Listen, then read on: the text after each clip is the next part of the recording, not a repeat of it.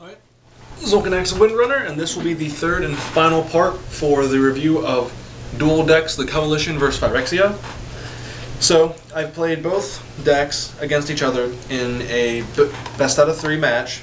The Coalition won 2 out of 3, so we'll be reviewing the Coalition, which I have spread out here before me as monsters, spells and artifacts, lands, and the most important cards of the deck.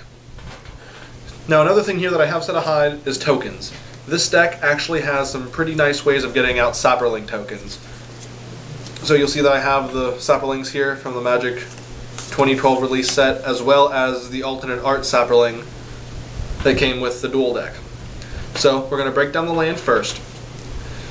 3 Terramorphic Expanse for when you need to get mana out quickly. 1 Elfhelm Palace, which comes into play tapped and is either tapped for a green or a white mana, and 1 Shivan Oasis, which can be tapped for a red or a green and also comes into play tapped. This deck has very little use for both black and blue mana and only contains 1 island and 1 swamp. Now you can use cards like Yavimaya Elder, Terramorphic Expanse, and other ways that are included within this deck to pull out your swamp and your island in order to get your mana ramp going. Another way I will be covering just in a moment. This deck includes a total of 4 mountains, 4 swamps, that was plains, 1, 2, 3, 4, 5, 6, 7, 8, 9, and 10 forest. Mainly because a lot of the cards you need to get your mana out are mostly green. So, there is our land. Let's go over spells, shall we? We have Fertile Ground, which enchants a land. Whenever that land is tapped, you can add 1 mana of any color to your mana pool, which is another great way to get your blue and black out quickly for cards such as the Igniter, the Awakener, and the Renewer. It also makes it a lot easier to kick Urza's Rage, which I will also be going over in just a moment. This deck includes 2 copies of Fertile Ground, and it also includes 2 copies of Harrow. Now what Harrow lets you do is you have to sacrifice a land as an additional cost, but you can put 2 basic lands onto the battlefield tapped. So really it's kind of lose 1, get 1. Well, no, it's pay 1 to get 1. 2 copies of Armadillo Cloak. Enchants a creature, it gets +2/+2 and trample. And whenever that creature does damage, it gains that much life. As in, you gain that much life from the creature dealing that X amount of damage. Power Armor, which is a cost 4 artifact. It has a domain ability. You can pay 3 and tap it, and target creature gets +1/+1 for each type of basic land you control. Narrow Escape. It's a 1 white, 2 colorless, and it returns a target creature you control back to your hand. Exotic Curse. Enchanted creature. Domain ability. For each basic land, the enchanted creature gets -1/-1. Really good for taking out larger creatures, especially when you have mana ramp later in the game. If you'd be faced with a 13/13 minion, you can, blow him up pretty quickly by taking his attack and defensive abilities down to a lower number, preferably a single digit, and blocking him. Coalition Relic. Taps to add 1 mana of any color to your mana pool, and you can tap to put a charge counter on Coalition Relic. Now at the beginning of your upkeep, or your pre-combat main phase, you can remove all counters from Coalition Relic to add 1 mana of every color to your mana pool for each charge removed this way. Also good for kicking Urza's Rage. Evasive Action, it's a domain. You counter a target spell unless its controller pays 1 for each basic land you control. Allied Strategies, a domain ability. Target player draws a card for each basic land type among the lands she controls. Again, so if you have all 5, you basically get to draw a pretty nice number of cards. Tribal Flames, it's a sorcery. Deals X damage to target creature or player, where X is the number of basic lands you control. Gerard's Command. It's a multicolored instant, 1 green, 1 white. Untaps target creature, it gets +3/+3 until the end of turn.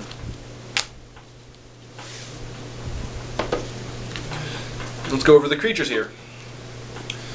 Thornscape Battlemage, which is a green elf wizard. It has kicker 1 red or kicker 1 white.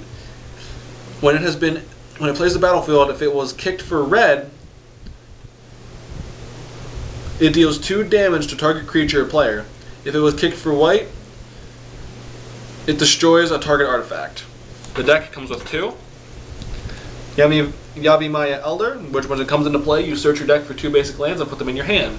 You may tap 2 to sacrifice it and draw a card. Also comes with 2 Yavimaya Elder, 2 Thornscape Apprentice, which are 1-cost green mana creatures. You can pay 1 and tap to tap a target creature, or pay red and tap to give target creature first strike. Also includes 2 of those. 2 Nomadic Elf, which are 2-cost 1 green elves, and they have pay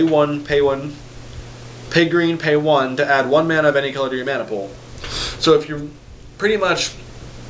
got a lot of green going and you need some other mana colors, it's good to have, but I tend to have a lot of issues using Nomadic Elf when I'm actually getting an equal distribution of the lands.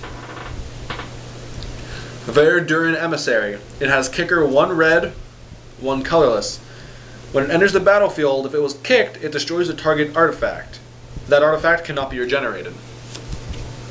Sunscape Battlemage, which has kicker 1 green, 1 colorless, and or 1 blue, 2 colorless.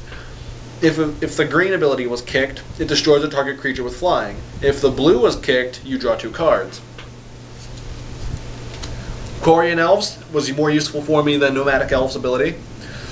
You can tap to add a green to your mana pool, and you can tap to add 1 mana of a chosen color to your mana pool. So when Quarian Elves come into play, you choose a color. So it taps for green, or it can tap for any other color you designate. Thunderscape Battlemage. Kicker 1 black, 1 colorless, and or kicker green. When black is kicked, target player discards 2 cards. When green was kicked, destroy target enchantment. Includes 1 Thunderscape Battlemage and 1 Charging Troll, which is a white cost, green cost, colorless cost with vigilance, and pay 1 green, regenerate Charging Troll. So we've gone through lands, spells, and creatures, save for all here that I have set out, which are the quote-unquote ultimate cards that you want to focus on getting out quickly for the deck to make it really good. Or, it makes it more of a threat if you can have these cards out as quickly as you can. Gerard Capuchin, a legendary human soldier. At the beginning of your upkeep, you gain 1 life for each card in target opponent's hand. He has ability tap 1 white, 3 colorless to tap a target creature, and it activates this ability only if he is attacking. So again, larger monsters that can take a lot of damage and dish a lot back, this is good to have, so you don't end up losing a 3/4 soldier to something like Phyrexian Juggernaut. I'm going to go over Urza's Rage now. It is a 1 red, 2 colorless, mythic, rare instant. It has kicker, converted cost of 9, 1 of which must be red. The other can be any color. Urza's Rage cannot be countered by spells or abilities. Urza's Rage deals 3 damage to a target creature or player. If kicked, it deals 10 damage to a target creature or player. I have nothing to say about that because it's hard for me to get the mana out to kick it when I could just be using a Sorin's Vengeance, which costs more off the bat, but it still does more, and I don't have to worry about getting the large numbers. So we're going to go over our dragons, starting not with the dragons themselves, but the dragon's charms. So here we have in the center Rith's Charm. It is a white, green, and red cost instant that lets you choose 1. Destroy target non-basic land, or put 3 1/1 green Saproling creature tokens onto the battlefield, or prevent all damage a source of your choice will deal this turn. So again, you need creatures, 3 Saprolings. You don't want them to have land? Blow it up. You don't want to take damage? Then you don't. Dargaz Charm. 1 green, 1 red, 1 black. Instant, choose 1. Return target creature from your graveyard to your hand, or deal 3 damage to target creature, or target creature gets +3/+3 until end of turn. Next we have Treva's Charm. Choose 1 to destroy target enchantment, or exile attacking creature, or draw a card, then discard a card. Costs 1 blue, 1 white, 1 green. Now let's go over the dragons. Each one is a legendary creature. We have Rith the Awakener, which costs 1 white, 1 green, 1 red, 3 colorless. He has flying. When he does damage, you can pay converted cost of 3, 1 must be green. If you do, you choose a color, and then put a 1/1 green Saproling creature token onto the battlefield for each permanent of that color. Now this is actually a nice ability to have against monocolor decks, because you know their color, and it's not like you're playing against a 5-color deck like the Coalition deck is. You can just pick a color and you're guaranteed to get a large amount of you're going to get a small army of Saproling tokens.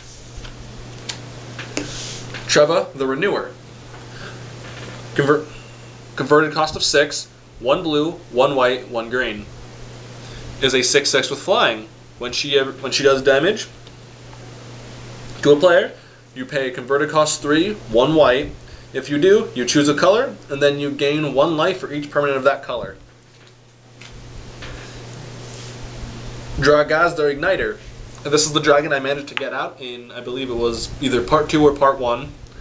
Converted cost ability of 3 whenever he does damage to a player. Choose a color. Player reveals his or her hand, and then he deals that much damage to that player for each permanent of that color in their hand. So against monocolored decks like the Phyrexia deck, these 3 dragons can do a lot. But the Phyrexia deck has a lot of ways that it can actually counter these dragons.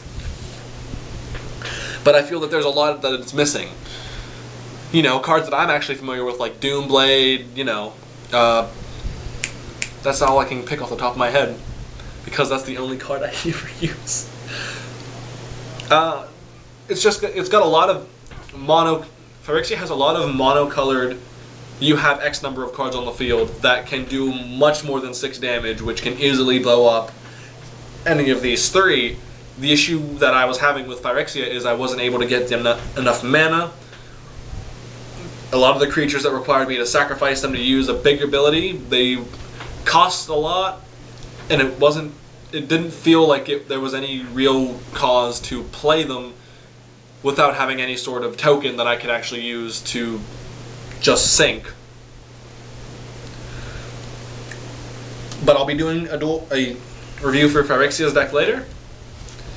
Possibly within the next 2 weeks I will go over Phyrexia, as opposed to the blah words of the Coalition. So, if I had to give the Coalition a 1 out of 5, I would actually give it a 4, being that I don't play a lot of 5-color decks, and this actually seemed to work pretty well. And I enjoyed it. I actually think that I found the Coalition more entertaining to play than the Phyrexia deck, which seemed to be a lot more masochist. The Coalition was centered more around, it required more thinking, it didn't require as much, I just want to blow it up, I want to kill it, I want to rape it, I want to pillage the village, and then I want to eat its babies. So, that has been the Coalition vs. Phyrexia. I am Zolkinax of Windrunner, and this has been Scrub Corner.